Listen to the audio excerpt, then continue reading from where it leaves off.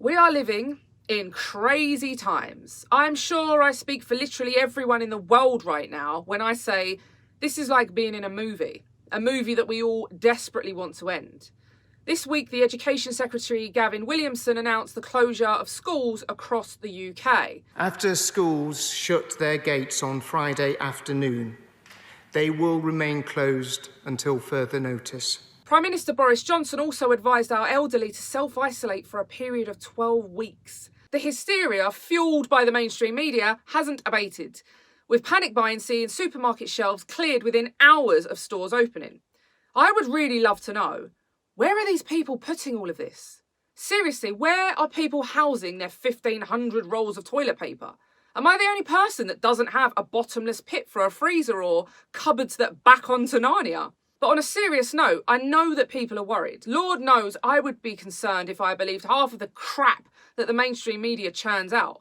And I maintain that it is their irresponsible reporting and outright scaremongering that is putting a colossal amount of undue pressure on us all. But please, people, look at what you are doing. The response of the public tells me two things. A, it shows a level of selfishness, quite the opposite to that shown during wartime Britain.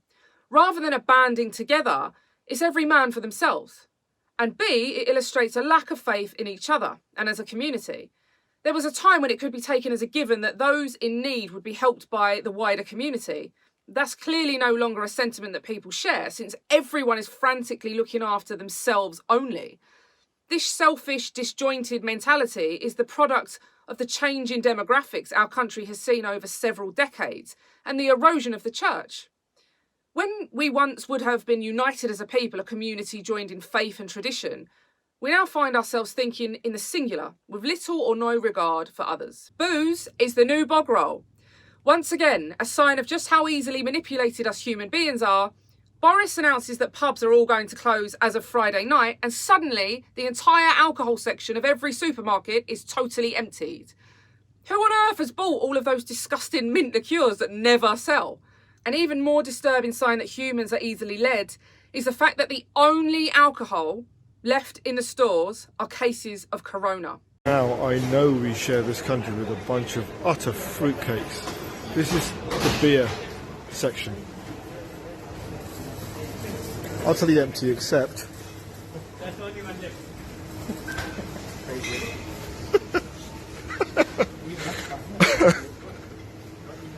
that's fantastic. You get the virus from that stuff, you see.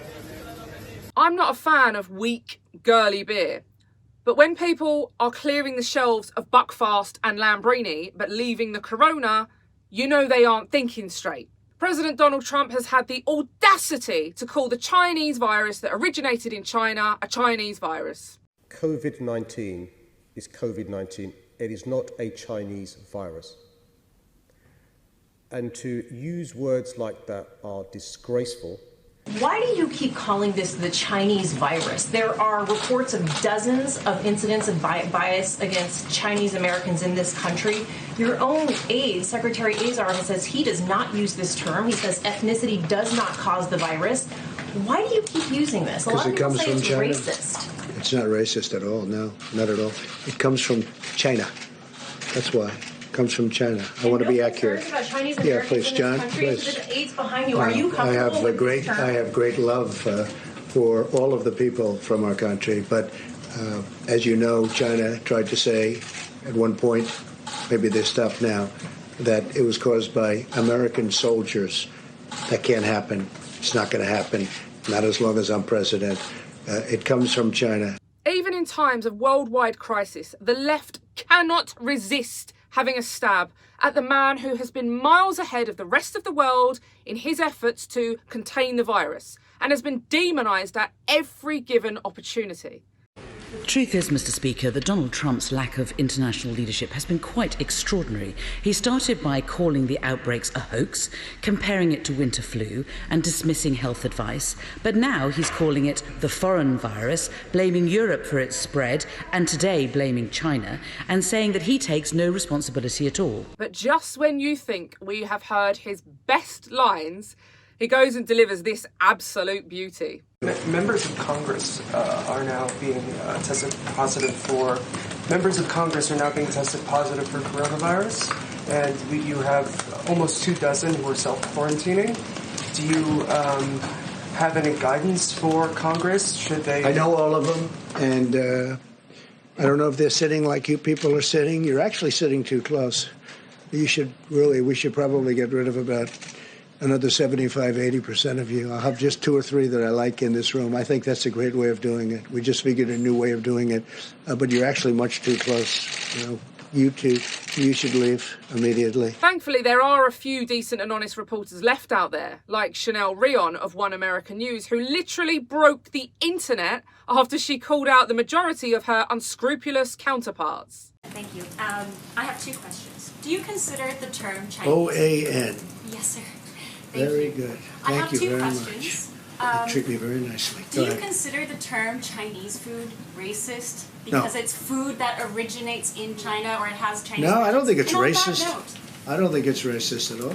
On that note, major left-wing news media, even in this room, have teamed up with Chinese Communist Party narratives, and they're claiming you are racist for making these claims about Chinese virus. Is it alarming that major media players just to oppose you are consistently siding with foreign state propaganda, Islamic radicals, and Latin gangs and cartels? And they work right here at the White House with direct access to you and your team. There will be people out there who love Trump and people who despise him.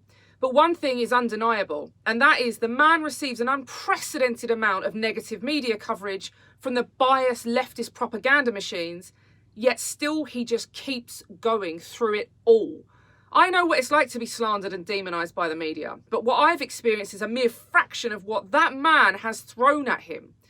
Imagine having to be that resilient while still doing an amazing job. It is in times of crisis that you can really tell the measure of a man.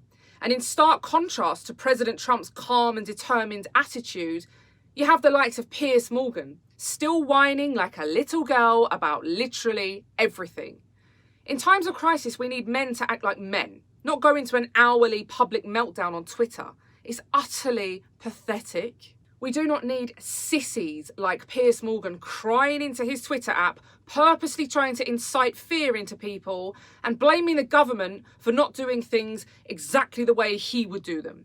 There's a very good reason why he reports trash for a living whilst Boris Johnson runs the country. I am no super fan of Boris Johnson. However, I will say that I am immensely proud of my Prime Minister and the British government over their handling of this pandemic.